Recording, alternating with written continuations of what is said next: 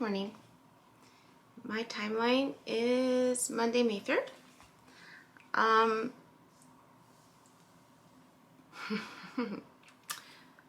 Yeah, so the launch party went really well on Friday.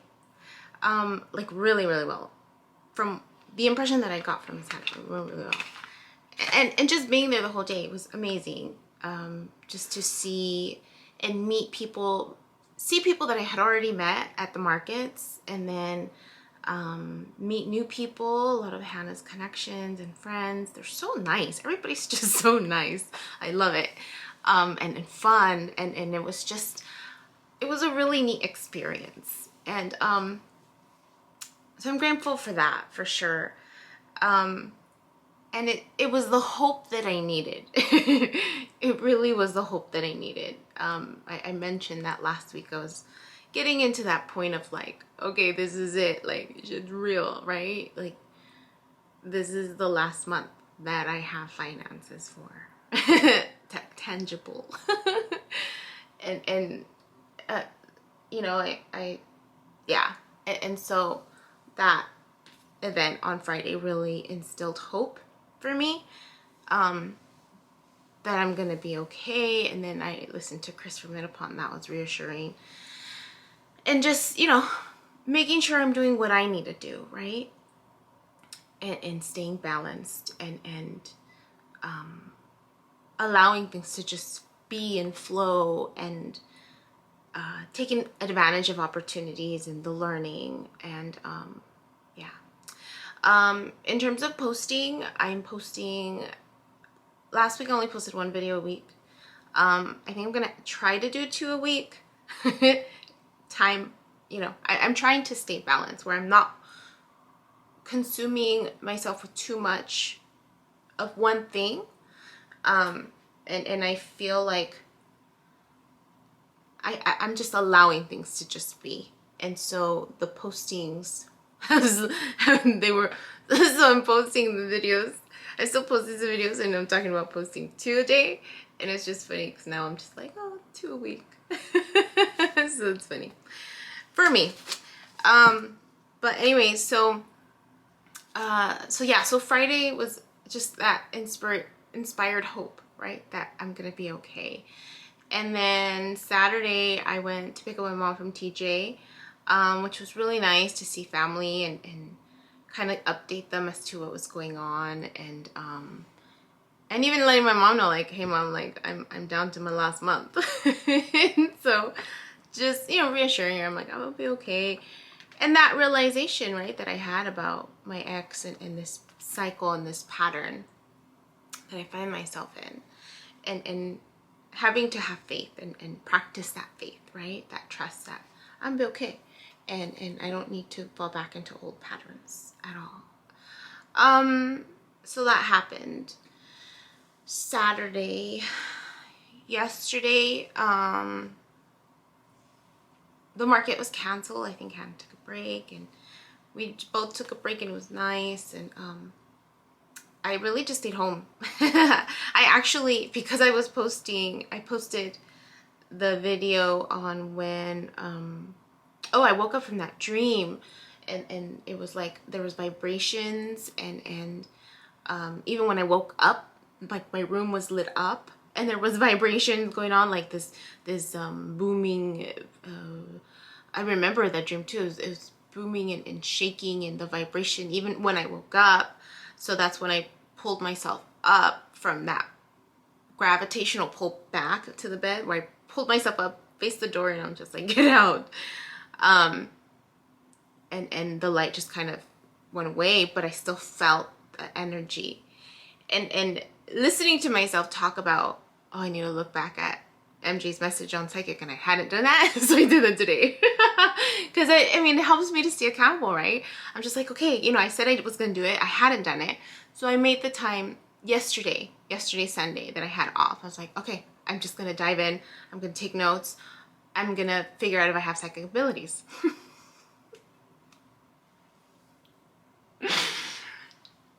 Yeah, it's in my chart to develop. So I watched all 3. first one was a lot easier to understand. The other two were a little more challenging because it talks about, as she says it too, she's just like, if you have a basic understanding of astrology and birth chart reading, then you'll understand parts 2 and 3, which I don't have, but I still drove in anyways. I'm just like, okay. And then I had my astrology book that my good friend got for me. So I'm just like, you know, looking up stuff and trying to make sense, right? So I more or less. And then I had also said I was going to do my sister's for that part, and then a good friend of mine as well.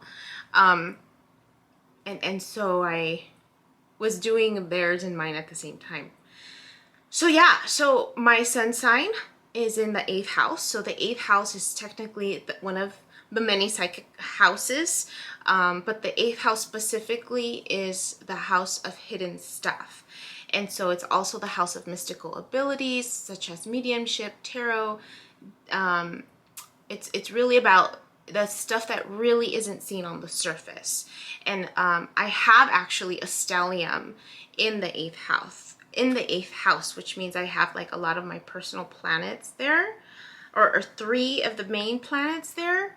And I remember Miss Christina talking about that.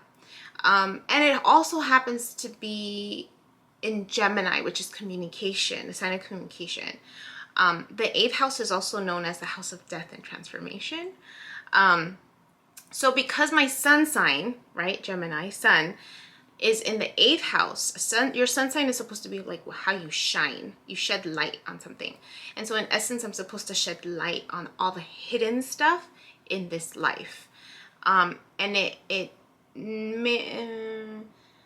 so yeah, so that's something that, you know, I'm kind of tasked to do. Mercury is also in my 8th house. So Mercury is also a sign of communicate. There's also a communicator. So Mercury and Gemini for me, yeah. So it's like, again, the emphasis of communication, right? Communication, hence YouTube channel, hence, you know, talking about all this crazy stuff, right? And learning and shedding light on all this stuff that's new for me. It's been hidden from me, but also shedding light for you guys to kind of check out and explore if it, you know, tickles your fancy. So the other important thing that I learned about my birth chart was that my south node is in Aquarius and it's in the 4th house. So this north node is technically like your life's purpose or your life's work. And your south node is like your past life almost, or what you come to this earth with, the skills and abilities that you come to this earth with. And so in this life. And so my north node, I get, is in Leo. Well, the opposite sign, if you look on your birth chart, and I'll try my best to like screenshot a picture of birth chart at the end, because I don't know how to do the whole like, you know, oh, here it is right here while I'm talking about it. Yeah, no, I mean, I could try. If you see it there, it's because I mastered it. If you don't see it there, it's gonna be at the end of the video. Or unless I know how to, maybe I'll learn how to do that split thing where you're hearing my, maybe I'll do that because I did see a video on that. So maybe I'll split my voice and then kind of show a picture of my chart. Maybe I'll try that. Yeah, challenge myself. So my south node is in Aquarius. So Aquarius is, I guess, one of those signs that, it's not a water sign, it's an air sign, but for whatever reason, Aquarius, she had mentioned it somewhere before that it just happens to be one of those signs that is considered also a sign of possible psychic abilities. The 4th house, the same. It's kind of, it's not as prominent, but because it's both, it indicates that I had psychic abilities in my past life. Another planet placement is Neptune. And so it's also important in determining psychic abilities. And I'm not going to reference all of the abilities. You check out MJ's link. I'm referencing what I'm learning about myself, right? And so Neptune, I have Neptune in my 3rd house. So the 3rd house is one of the houses that is also like a psychic or a spiritual ability gifts house. And then she said Neptune is very dreamy, mystical, highly intuitive. So because I have Neptune in my third house, I have the ability to have some of the clairs, I guess, the clairvoyant, clairaudient, clairsentient. So I looked those up. So I was like, okay, what is that? And I'll put the descriptions in, or the definitions, but it's basically what I had already known about myself, where I can talk to somebody and I can hear their story and I intuitively, like, I already know, like, they struggle with this, they struggle with this, like things that they may not be aware of, like I'll already know. And it's already happened where I'll share something with someone and I'm in my head, I'm thinking, well, they know. No, they don't know. And then they're like, I never thought about it that way. And so it's just really interesting. Yeah. So it just validated that, like, okay. So MJ says that everyone has a sense of intuition. We all have that sense of intuition. But maybe not everybody has spiritual gifts where it's heightened to where it's a gift, where it's a noticeable gift. Let's see. She also talked about that having Neptune in my third house, again, continues to reinforce, because the third house is also the house of communication. So there's a sign that's communication, like Gemini is a sign of communication, but then there's a house of communication, which is the third house. And it just so happens that Gemini rules that house. Trust me, it's like so crazy. The more exposed I've gotten, the more I'm like, okay, I get it, right? It's the puzzles are starting to make sense. So because Neptune is in the third house, which happens to be ruled by Gemini, which is a sign of communication, the focus is also just how I can talk, right? That I may be a channeler, I can communicate in such a way that what I say comes from somewhere else. So this totally makes sense for me. When I used to do therapy, I would come out of some sessions that were like hardcore, difficult sessions, and I would come out floored at myself. Like, I would be reflecting as I was driving back to the office, and I'm like, where the hell did that come from? Like, it almost felt like it wasn't me talking, and the flow was just so, like, perfect, too perfect. I know myself. I stumble with my words. I fidget. I get stuck. I have a lot of doo-doo moments, and I forget words, right? And I would be in these sessions sometimes, and it's just like this. It's just this flow that I know it's coming from somewhere else. Like, I just know. I'm like that. That's not Tuturu Yubi. That's not the Tuturu Yubi that I know. And then other people know. And it's like, I'll have these moments of like clarity and people have seen it. Like, I've had other people say, wow, like I was just so captivated by what you said for that time period. And then after I'm all, living my life. And then I'll have other moments where it's like, again, the same thing. And I remember I would call those moments God moments. I remember specifically calling them like, that was a God moment. Like, even some of my writing, I kept a lot of like my old essays or my college entrance stuff, and I read it. I'm like, and I'm even shocked at myself. I'm just like, whoa, like I'm really good. But I know it's like there's influence that comes with it. Like, I just know there's an influence where it's not me. It's so this validates that feeling for sure. And I remember even talking to a colleague of mine who also believes in God, and asking him, like, do you ever have God moments where you know it's just not you, because you know yourself well enough that what comes out is like, whoa, right? Like, above you. And he said yes. So I was like, okay, like, I'm not the only one. So anyway, so that validated that.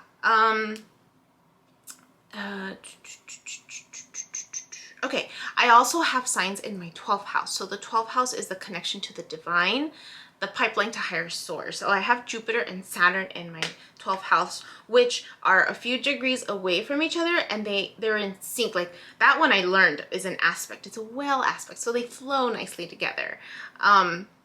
Which means it's just aspects are just how the planets talk to each other. So Jupiter and Saturn just talk really nicely to each other in the 12th house. Pluto is another big one. Looking at the time, it's 15 minutes. Okay. Pluto, I have Pluto in my first house. So Pluto is a sign of transformation through difficult challenges and stress. So Pluto and Hades are kind of like the same concept.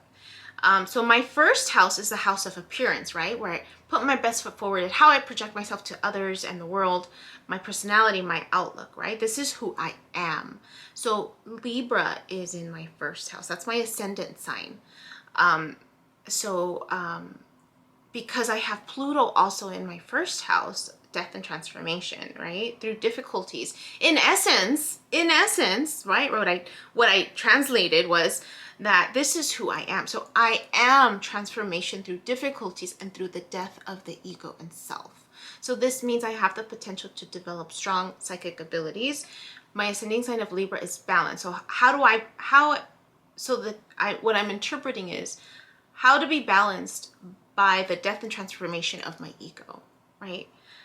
And in essence, that's what I'm here on earth to learn. As I was continuing to learn more about my past life too, because that was another area that I looked at. So my past life, I was a Virgo, my ascendant sign was a Virgo. So because it's like so it's Libra and Virgo is like right above it, or the sign before it. And I'm at the end of Libra. I'm at 20 degrees Libra. So each house is like a total of 30 degrees. So where you see the degrees, you're at the beginning of that house or at the end of that house. So because I'm at 20 degrees Libra, that means I'm towards the end of that house, which means if I haven't learned my lessons because I'm at the end of Libra still, I'm still needing to learn those lessons in order for my soul to move on. So I have to look at my past life, which was my ascendant sign in my past life was a Virgo. And so a Virgo is the servant. What did she say? It was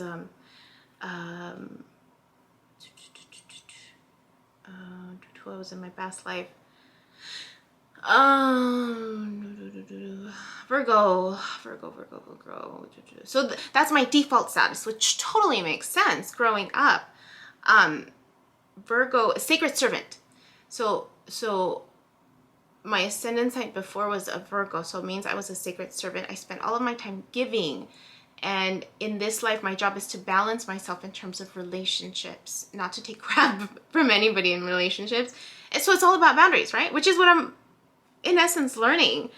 And that I need to be aware when I overgive and focus on my own needs, and I need to learn the language of I feel, right? Because, again, I think people, through this process, I think people think that I've always been able to tap into my feelings, and the reality is I haven't. It's through this process of this heart chakra opening, documenting, forcing myself to push, to sit in the discomfort and then post it has really helped me feel a lot more comfortable. It's a lot more liberating just to allow people to see that.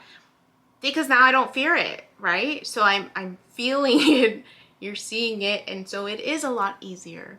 But that was my choice. People have a choice to be comfortable with their discomfort or not, or resist it, learn the hard way. And then that's when you're fighting against the energy, and that's when things become much more difficult. But yeah, teach their own. So anyways, I need to learn and continue to learn how and when I overgive, because that will then make me feel like I'm being taken advantage of, which is my feelings tone, right? Okay, so back to where it was. Pluto. Having Pluto in my first house apparently means I can be a really powerful psychic, and that sometimes it comes through loudly. Now, I'm not at that point. Like, I think of my sister. She's gone through some crazy, like difficult challenge, back-to-back challenges, like when she was younger. which now makes sense as to why her spiritual gift is really like, I mean, if you ever interact with her, like, she can tell when she's almost to that point where she can just like know when you're pregnant. She has dreams of pregnancy, and then she already knows someone around me is pregnant, and she knows. And then it comes out, and it's freaking creepy. I remember I had a conversation with her, and I didn't even have to say anything. Like, she already knew. She already knew. And she said it, and I was just like, whoa, that's crazy. Like, so her strengths are really in that, like, she knows hidden stuff just by being around you. And I've seen her do it with her son. Like, it's crazy. Crazy. I see her. And at first I thought she was like, because of the trauma. But it makes sense, right? The trauma heightens. It heightens your senses. Oh my gosh. It heightens your senses. Trauma heightens your senses. So it how you respond to the trauma, right? How you heal from the trauma.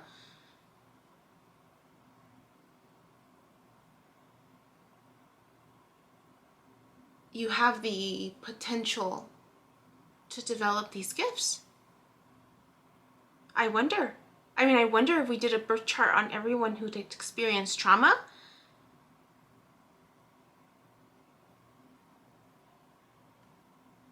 like where their Pluto is. I wonder. Something to think about in terms of mental health.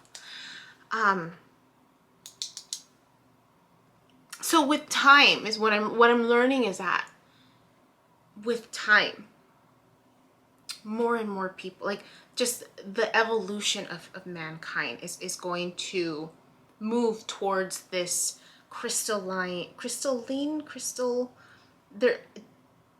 this evolution of being able to tap into these gifts in a much stronger fashion, to where the bridge between the different worlds is going to close. It's pretty fascinating stuff. So yeah, so just, I mean, that alone, so it makes sense, like where my sister is and how I've seen her and experienced her, and then I'm still at the beginning. Like, she's way advanced because her struggles, she was really young when she experienced a lot of her struggles. I mean, I experienced struggles too, but my coping has been different. I was older.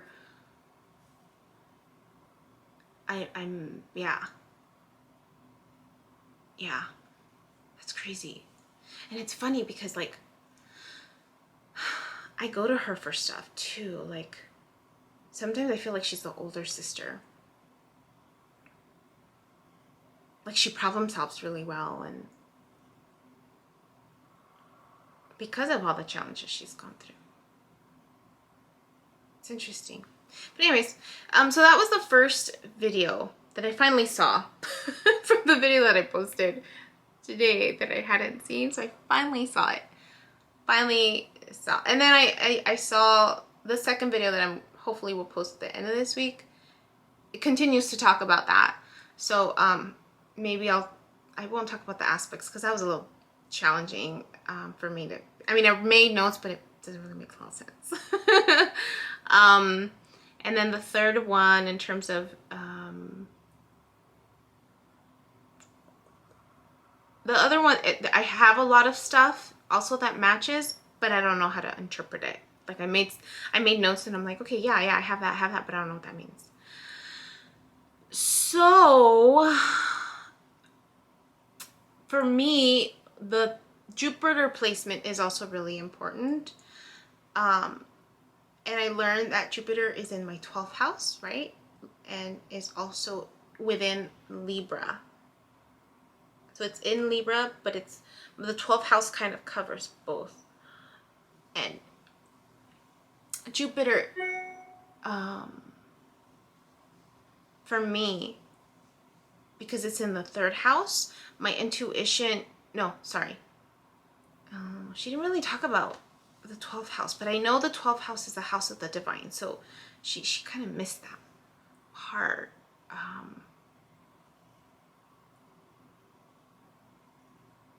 So I wonder what that one meant. I don't think she talked about it.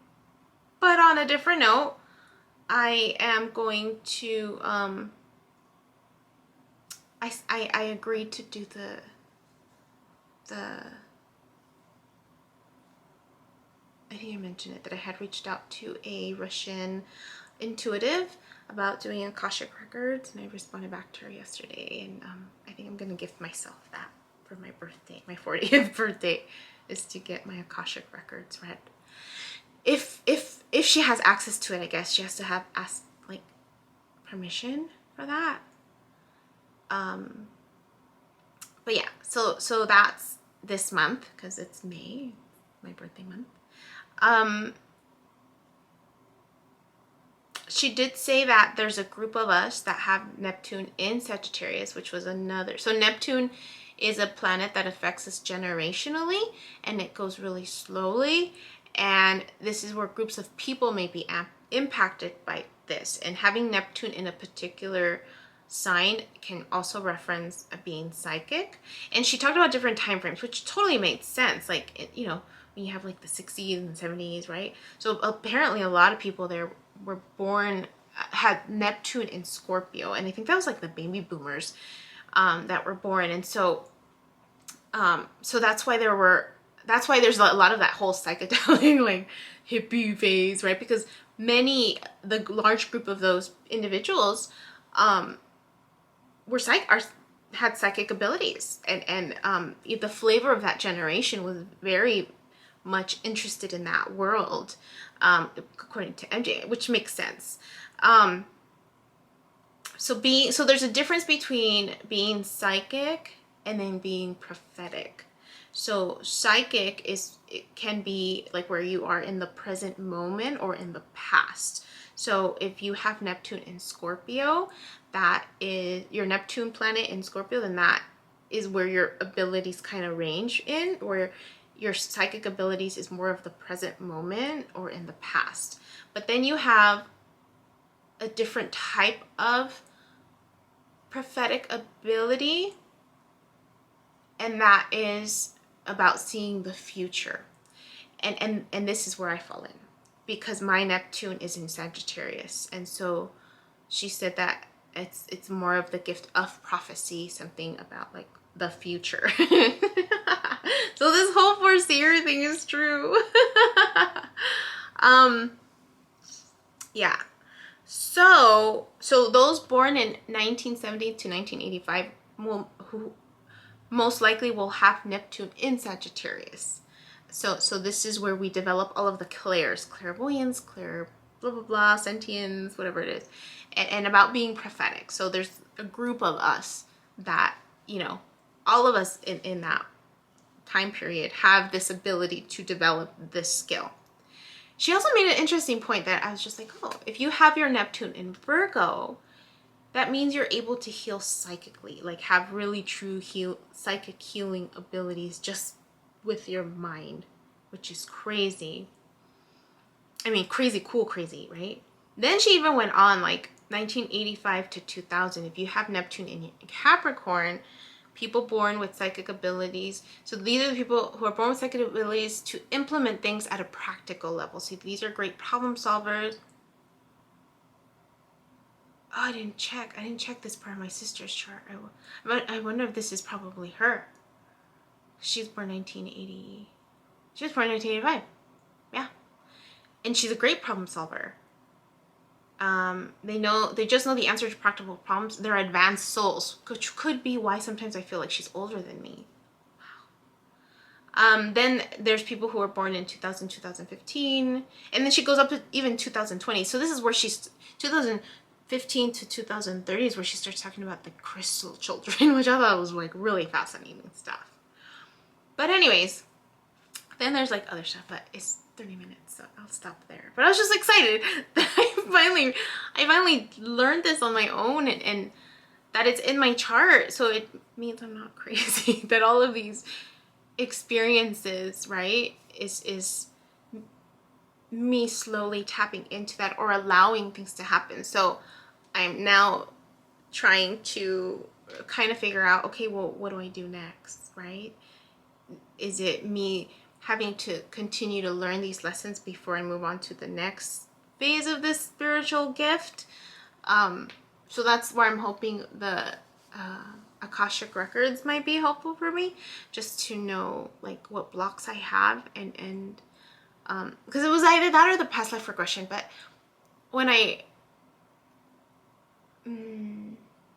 was introduced about the possibility of Akashic records, that just seemed a little more interesting. Yeah, so I asked her if I can record the session. I haven't heard back, and it might take a couple weeks for her to get back to me.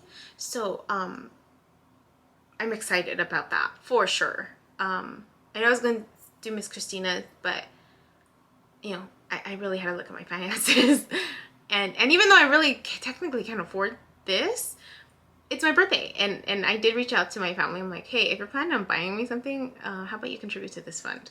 I never really asked for anything on my birthday. Like I've never really asked for anything, except that one year that I decided to throw myself a birthday party. I've never thrown myself a birthday party before, personally, where I actively took part in it.